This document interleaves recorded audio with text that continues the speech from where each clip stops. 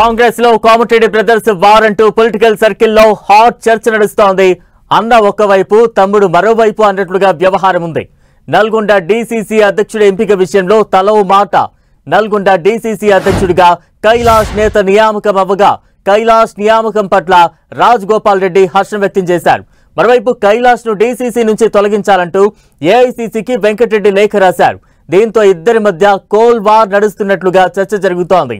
వెంకటరెడ్డిని తప్పించి రాజగోపాల్ కు మంత్రి పదవి ఇస్తారని అప్పట్లో చర్చ కూడా జరిగింది. ఇక తాజాగా అన్నదమ్ముల మధ్య మళ్లీ కోల్ వార్ నడుస్తోందంటూ ప్రచారం సాగుతోంది.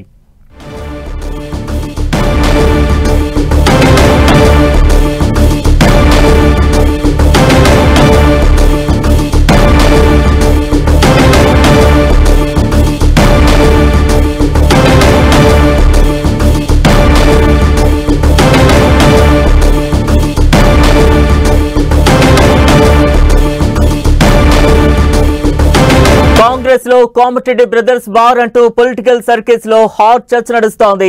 అన్న ఒకవైపు తమ్ముడు మరోవైపు అన్నట్లుగా వ్యవహారం కనిపిస్తోంది. నల్గొండ డీసీసీ అధ్యక్షుడి ఎంపిక విషయంలో తలో మాట వినబడుతోంది. నల్గొండ డీసీసీ అధ్యక్షుడిగా కైలాష్ నేత నియామకం అవ్వగా కైలాష్ నియామకం పట్ల రాజగోపాల్ రెడ్డి హర్షం వ్యక్తం చేశారు. మరోవైపు కైలాష్ ను డీసీసీ నుంచి తొలగించాలంటూ ఏఐసీసీకి వెంకటరెడ్డి లేఖ రాశారు. దీంతో ఇద్దరి మధ్య కోల్ వార్ నడుస్తున్నట్లు చర్చ జరుగుతోంది. వెంకటరెడ్డిని తప్పించి రాజగోపాల్ కు మంత్రి పదవి ఇస్తారని అప్పట్లో పెద్ద ఎత్తున చర్చ కూడా జరిగింది. ఇక తాజాగా అన్నదమ్ముల మధ్య మళ్లీ కోల్ వార్ నడుస్తోందంటూ ప్రచారం సాగుతోంది. అప్పుడు రాలేదు కాబట్టి ఇప్పుడు పోస్ట్ వచ్చింది. తప్పకుండా రాజగోపాల్ రెడ్డి గారి నాయకత్వం రెండోది పూజా తప్పక మీ మార్గదర్శనం పనిచేస్తా 100% నేను చెప్తున్నా. ఉగాది లోపల మీరు మంత్రి అయితే మాకు లాభం జరుగుతుంది.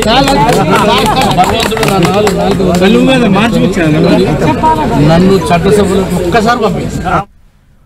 కోమటిరెడ్డి బ్రదర్స్ మధ్య కోల్ వార్ నడుస్తుందంటూ కూడా రాజకీయంగా పెద్ద ఎత్తున చర్చ జరుగుతోన్న సందర్భం తాజా అప్డేట్స్ అందించేందుకు మా ప్రతినిధి ప్రతాప్ సిద్ధంగా ఉన్నారు. ప్రతాప్. ఎస్ బలరాం, కాంగ్రెస్ పార్టీ 2 రోజుల క్రితం కొత్త జిల్లా అధ్యక్షులను నియామకం చేసింది. మొత్తం దాదాపు 23 మందికి ఆ జిల్లా అధ్యక్షులుగా నియమిస్తూ కూడా 2 రోజుల క్రితం ఆదేశాలు ఏసీసీ జారీ చేయడం జరిగింది. అయితే ఇప్పుడు ఈ జిల్లా అధ్యక్షులు వచ్చినప్పటి నుంచి కూడా కాంగ్రెస్ పార్టీలో సీనియర్ నేతలు కానీ కొంతమంది మంత్రులు కూడా తీవ్ర అసంతృప్తి వ్యక్తం చేస్తున్న పరిస్థితి. పంచాయతీ ఎన్నికల ముందు తాము చెప్పిన వారికి తమ అనుచరులకు జిల్లా అధ్యక్ష పదవి రాలేదంటూ కూడా తీవ్రమైన అసంతృప్తి వ్యక్తం చేస్తున్నారు. అందులో భాగంగా ముఖ్యంగా నల్గొండ జిల్లా దీనికి హాట్ టాపిక్గా మారిందని చెప్పుకోవచ్చు. ఈ అంశానికి సంబంధించి నల్గొండ జిల్లా డీసీసీ అధ్యక్షుడిగా పున్నా కైలాష్ నేతకు అవకాశం కల్పించడం జరిగింది ఏఐసీసీ. అయితే దీనికి సంబంధించి పున్నా కైలాష్ విషయంలో ముఖ్యంగా నల్గొండ జిల్లా పాలిటిక్స్ సంబంధించి కోమటిరెడ్డి బ్రదర్స్ చాలా కీలకంగా ఉంటారని చెప్పుకోవచ్చు. అయితే కోమటిరెడ్డి బ్రదర్స్ ఈ డీసీసీ అధ్యక్షుడి నియామకం విషయంలో అన్న ఒకవైపు తమ్ముడు ఒకవైపుగా ఇద్దరు చెరోవైపు ఉన్నట్టుగా కూడా ఈ అంశానికి సంబంధించి కనపడతా ఉంది. ముఖ్యంగా దీనికి సంబంధించి డీసీసీ విషయంలో పున్నా కైలాష్ నేతకు తమ్ముడు కోమటిరెడ్డి రాజగోపాల్ రెడ్డి పూర్తి మద్దతు ఉండడంతో పాటు కొత్త పున్నా కైలాష్ నేతకు డీసీసీ ఇవ్వాలంటూ కూడా ఆయన లేఖ కూడా ఇచ్చిన పరిస్థితి అయితే ఉంది. దీనికి సంబంధించి ఆయన డీసీసీ నియామకం తర్వాత ఆయన అప్రిషియేట్ చేస్తూ మంచిగా పనిచేయాలి, నియోజకవర్గాన్ని అభివృద్ధి చేసుకోవాలి, జిల్లాను అభివృద్ధి చేసుకోవాలంటూ కూడా అప్రిషియేట్ చేసిన పరిస్థితి ఉంది. మరోవైపు దీనికి సంబంధించి ఆ డీసీసీ విషయంలో వెంకటరెడ్డి మంత్రి కోమటిరెడ్డి వెంకటరెడ్డికి ప్రధాన అనుచరుడుగా ఉన్న గుమ్మల మోహన్ రెడ్డికి ఛాన్స్ ఇవ్వాలంటూ కూడా కోమటిరెడ్డి వెంకటరెడ్డి పెద్ద ఎత్తున పావులు కలిపిన పరిస్థితి ఉంది. మొత్తం అభిప్రాయ సేకరణ సంబంధించి ఏసీసీ అభిప్రాయ సేకరణకు సంబంధించి కానీ జిల్లాలో ఉన్న మిగతా ఎమ్మెల్యేలకు సంబంధించి వారందరినీ కూడా అభిప్రాయ సేకరణలో కూడా గుమ్మల మోహన్ రెడ్డికి ఛాన్స్ ఇవ్వాలంటూ కూడా వారితో లేఖలు ఇప్పించిన పరిస్థితి కానీ ఏఐసీసీ పరిశీలకుల ముందు కూడా పెద్ద ఎత్తున అభిప్రాయ సేకరణలో భాగంగా ఆయన పేరు చెప్పించిన పరిస్థితి ఉంది. కానీ ఇప్పుడు తీరా చూసేసరికి పున్నా కైలాష్ నేత పేరు రావడంతో గుమ్మల మోహన్ రెడ్డి నిన్న ప్రెస్ మీట్ పెట్టి కూడా తీవ్ర ఆవేదన వ్యక్తం చేసిన పరిస్థితి ఉంది. కోమటిరెడ్డి వెంకటరెడ్డి అనుచరుడుగా ఉండడం వల్లనే తనకు ఈ పోస్టు రాలేకపోయిందని చెప్పేసి ఆవేదన వ్యక్తం చేశారు. ఈ అంశానికి సంబంధించి కూడా ఈరోజు కోమటిరెడ్డి వెంకటరెడ్డి ఉదయం నుంచి కూడా తీవ్రంగా ప్రయత్నాలు కూడా చేస్తున్న పరిస్థితి ఉంది. స్వయంగా ఈరోజు సీఎం రేవంత్ రెడ్డి నివాసానికి వెళ్ళి కేబినెట్ సమావేశానికి వచ్చే సందర్భంగా కూడా సీఎం రేవంత్ రెడ్డితో పాటే సచివాలయానికి రావడం కానీ ఈ అంశాన్ని ఎట్టి పరిస్థితుల్లో డీసీసీ విషయంలో ఖచ్చితంగా నల్గొండ డీసీసీని మార్చాలంటూ కూడా కోమటిరెడ్డి వెంకటరెడ్డి గట్టి ప్రయత్నాలు అయితే చేస్తున్నారు. అందులో భాగంగానే ఇప్పటికే ఏఐసీసీ అధ్యక్షుడు మల్లికార్జున ఖర్గే కూడా లేఖ రాసిన పరిస్థితి ఉంది. ఇప్పుడున్న డీసీసీ అధ్యక్షుడిని మార్చి గుమ్మల మోహన్ రెడ్డికి అవకాశం కల్పించాలంటూ కూడా ఆ లేఖలో ఆయన ప్రస్తావించడం జరిగింది. గుమ్మల మోహన్ రెడ్డి పార్టీ చాలా కాలం పాటు పార్టీకి సేవ చేశారు.